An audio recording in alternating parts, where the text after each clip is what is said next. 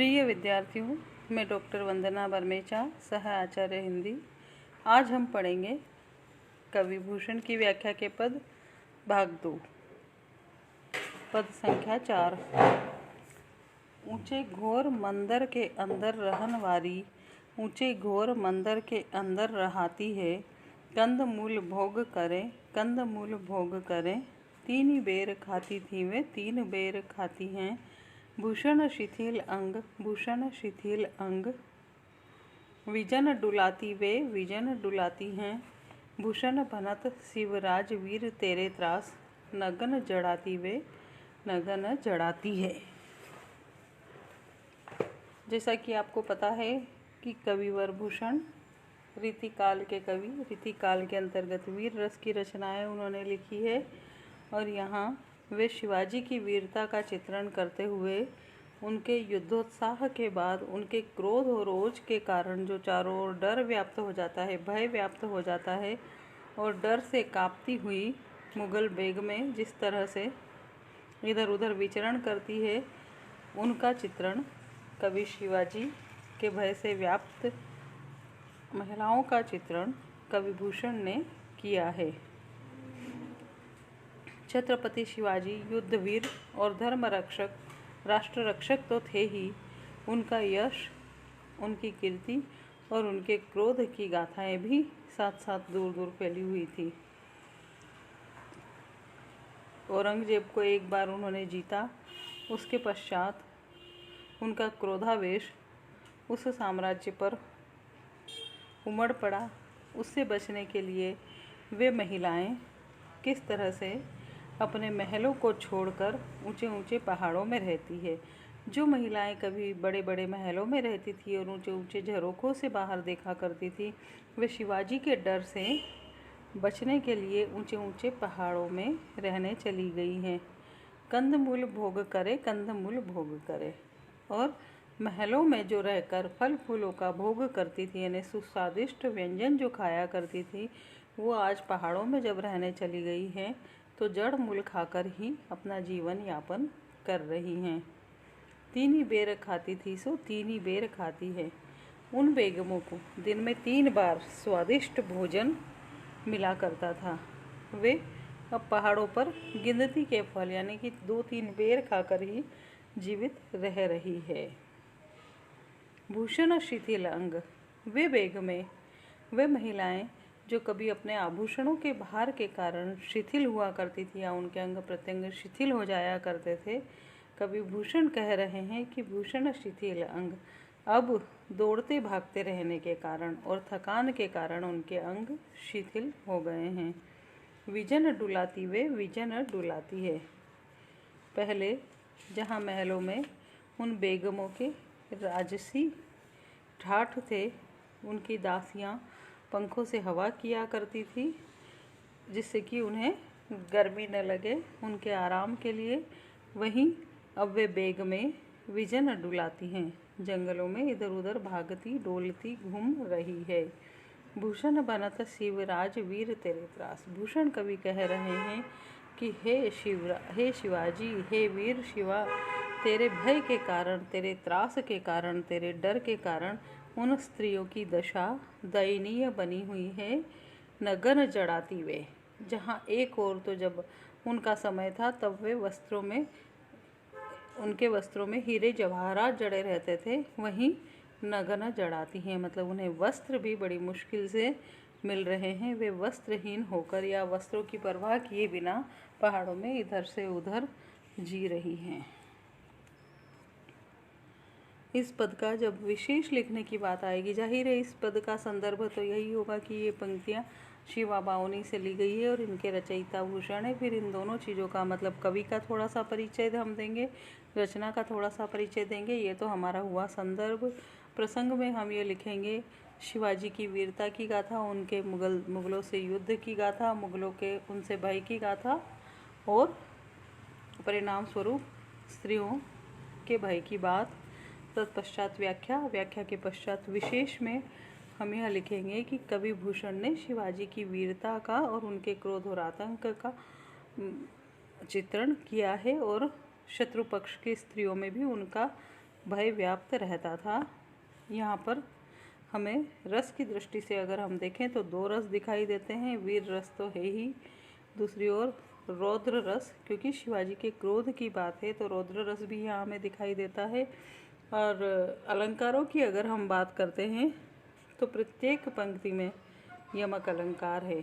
हर चीज़, हर शब्द 2 बार आया है और प्रत्येक बार उसका भिन्न अर्थ है, अतः यहाँ यमक अलंकार है। भाषा की दृष्टि से जैसा कि आपको ज्ञात है, रीतिकाल के सभी कवियों की भाषा ब्रज है। उसी क्रम में भूषण ने भी साहित्यिक ब्रज भाषा में अपनी रचनाएं लिखी है। और ध्वन्यात्मकता, लाक्षणिकता, चित्रात्मकता, बिंबात्मकता, ये भी प्रायः सभी रचनाओं में ये गुण भी पाए जाते हैं। अतिशयोक्ति भी हमें इस पद में दिखाई देती है।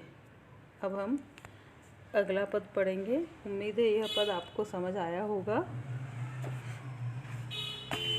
आपको अगर समझ में नहीं आता है तो आप 2 बार इसको सुन सकते हैं, वीडियो लेक्चर को। अगला पद हम पढ़ते हैं। उतरी पलंग ते नदियों धरा पे पग, तेऊ सगबग निस दिन चली जाती हैं। अति अकुलाती मुरझाती न छिपाती गात, बात ना सोहाती बोल अति अन खाती है। भूषण बनत सिंह साही के सपूत सिवा, तेरी धाक सुने अरि नारी बिल लाती है। जोन हो मैंने जाती ते वे धूपे चली जाती पुनी, 3 बेर खाती थी वे 3 बेर खाती है।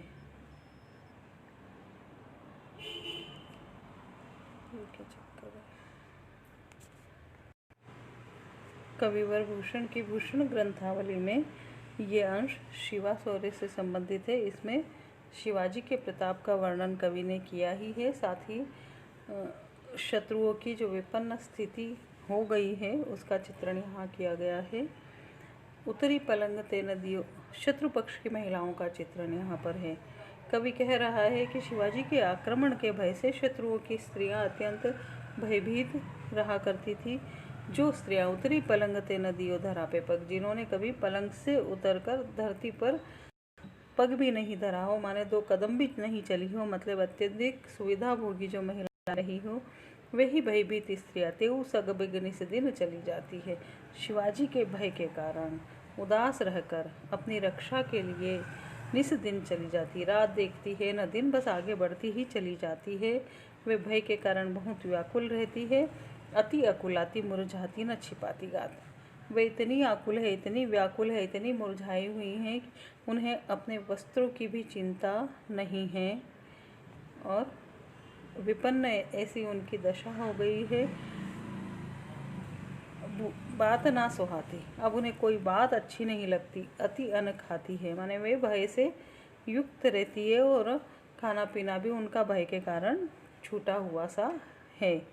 भूषण बनत सिंह साही के सपूत से, कवि भूषण कवि कह रहे हैं कि हे प्रतापी शाहजी के सपूत शिवाजी, तुम्हारी धाक सुनकर, तेरी ढक सुने तुम्हारी धाक सुनकर, अरि नारी, शत्रु की नारियां बिल लाती है, बहुत ही व्याकुल रहती है, भयभीत रहती है, परेशान रहती है। जोन हो में न जाती ते वे धूपे चली जाती है, जो कभी चंद्रमा की शीतल रोशनी में भी चलने पर थकान महसूस किया करती थी, वे अब तुम्हारे भय के कारण धूपे चली जाती है।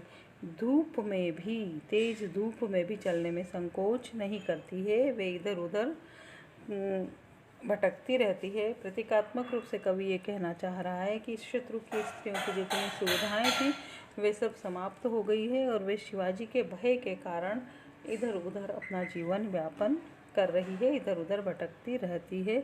पुनः कवि ने कहा है कि 3 बेर खाती थी वे 3 बेर खाती हैं, कि वे स्त्रियां पहले तो जहां विलासिता के दिनों में 3 बार भोजन करती थी, वहीं अब थोड़ा सा अल्पाहार 3 बेर मात्र खाकर ही अपने जीवन यापन कर रही है। अब कुल मिलाकर हम यहाँ भी यह कह सकते हैं कि शत्रुओं की स्त्रियों की दशाओं का अतिशयोक्तिपूर्ण चित्रण है।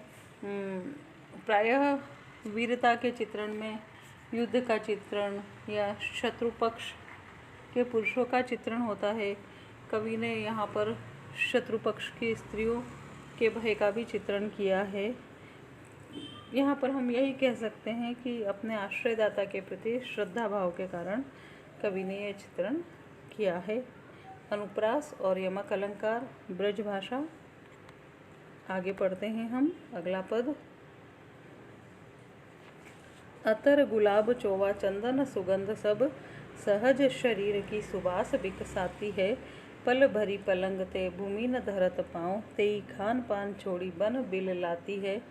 भूषण बनत शिवराज वीर तेरे त्रास, हार भार तोरी निज सुधि बिसराती है। ऐसी परी नरम हरम बाग साहन की, नास पाती खाती ते बनास पाती खाती हैं।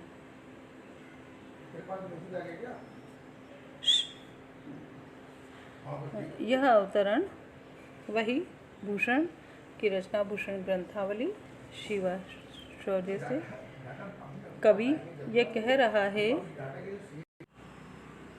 कवि कह रहे हैं कि शत्रु पक्ष की स्त्रियां जो पहले सुगंधित वस्तुएं अतर, गुलाब, चोवा, चंदन सबसे जो एक क्षण के लिए भी कभी नीचे नहीं उतरती थी, सब तरह के सुख भोग जिनके जीवन में थे, वही शत्रु की स्त्रियां अब शिवाजी के आक्रमणों के कारण समस्त खान पान और सुख सुविधाएं त्याग चुकी हैं, छोड़ चुकी है, उनसे छूट चुकी है और वे भय के कारण कांपती रहती है। कवि भूषण कह रहे हैं कि भूषण बनत शिवराज वीर तेरे त्रास, हार भार तोरी निज सुधि बिसराती है। कि है वीर शिवाजी, शत्रु नारियां स्वयं ही अपने आभूषणों को, उनकी सज्जा को तोड़कर अपनी चेतना, हार भार तोरी निज सुधि बिसराती, अपनी स्वयं की चेतना को भी भूल चुकी हैं। मतलब उन्हें कुछ पता ही नहीं है कि हम कौन हैं, क्या है, कहाँ रहते हैं, कहाँ जा रहे हैं। बस वे भय के कारण भागती जा रही है या चली जा रही है, या फिर उनकी नारियां भयभीत होकर अपने महलों में या जहाँ भी वो रह रही है वहाँ भयभीत होकर पड़ी रहती है। और पहले वे ऐसी परी नरम हरम बादशाहन की, नाशपाती खाती थे बनाशपाती खाती है। और वे पहले तो फल इत्यादि खाया करती थी, पर अब वे वनस्पति, जंगली वनस्पतियाँ खाकर ही अपना जीवन यापन किया करती हैं। फिर इस पद में भी शिवाजी के पराक्रम का अतिशय वर्णन और शत्रु पक्ष की महिलाओं की भयभीत दशा का चित्रण है, जो थोड़ा सा कुछ अजीब भी लगता है कि उनकी महिलाओं को भय हो रहा है और इसमें शिवाजी की वीरता है। ये बात एक वीर पुरुष की प्रशंसा में कुछ अजीब लगती है, लेकिन खैर हमें व्याख्या पढ़ना है यहाँ पर। तो अनुप्रास और यमक, श्लेष, ये तीनों ही अलंकार है। कवित्व छंद है कवि भूषण के। आपने पढ़े, आपने सुने, उम्मीद है आपको ये व्याख्या समझ में आई होगी। आपको संदर्भ, प्रसंग, व्याख्या और विशेष सभी कुछ लिखने हैं, तभी आपको परीक्षा में व्याख्या वाले प्रश्न में अच्छे अंक मिलने की संभावना है।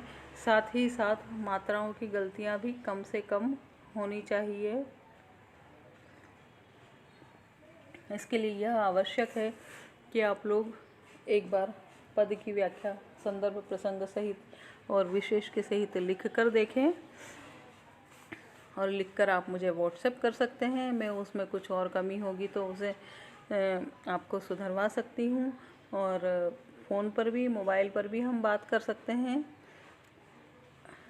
व्याख्या के वीडियोज़, आपके पाठ्यक्रम के वीडियोज़ लगातार देखते रहने के लिए इस चैनल को लाइक करें, सब्सक्राइब करें, ताकि मेरे अगले लेक्चर्स की सूचना, नोटिफिकेशंस आपको मिलते रहें। धन्यवाद।